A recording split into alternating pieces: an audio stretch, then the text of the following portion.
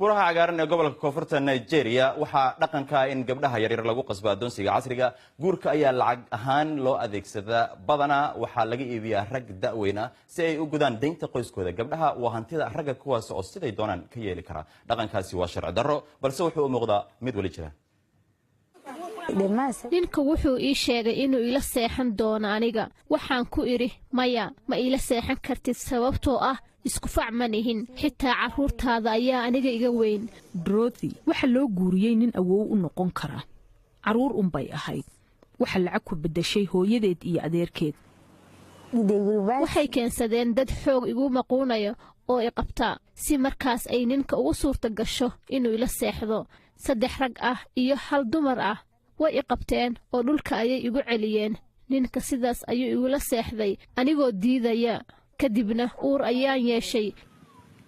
Dorothy waxa loogu yeeraa xaaska lacagta waa dhaqan caado u ah qabiilka Bisheef ee daga bariga Nigeria ee gobolka Cross River. halkan gabdhaha yaryar deymaha ayaa la isaga bixiyaa waxa ay noqdaan hantida saygooda iyaga iyo caruurta ay dhalaanba. way adag tahay in dhab ahaantii la ogaado tirada gabdhaha uu saameeyay dhaqankan guurka lacagta ah.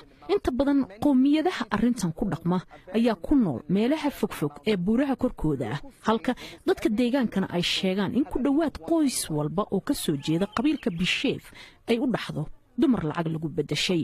sharci ayaa la meelmariyay sanadkii 2009 balse ma jirto cid loo soo xiray abid. markaad qof lacagtiisa qaadato waa inaad gabadha korisaa ilaa 12 sano jir inta aadan isugu yeerin qoyska inay gabadha u kaxeeyaan ninkeeda. maaha inaad gabadha qaadayso iyadoo ah 8 ama 10 sano jir oo aad cid kala siinayso maya. madaxa tuuladan Sunday ayaa sheegaya in dhaqankan uu suulay. dadku waxay u malaynayaan in ay weli socdaan arrinta iminka ma jirto waxa u dambeysay 9-maadkii horaantoodii. balse Miracle waxa soo badbaadisay kaniisadda kadib markii laga dhigay xaaska lacagta sanadkii tagay. ninkii loo rabay ayaa ku jiray da'da 40meeyada. labadiisii hore ee xaaska lacagta ayaa ka dhintay. Miracle-na way bedeli lahayd.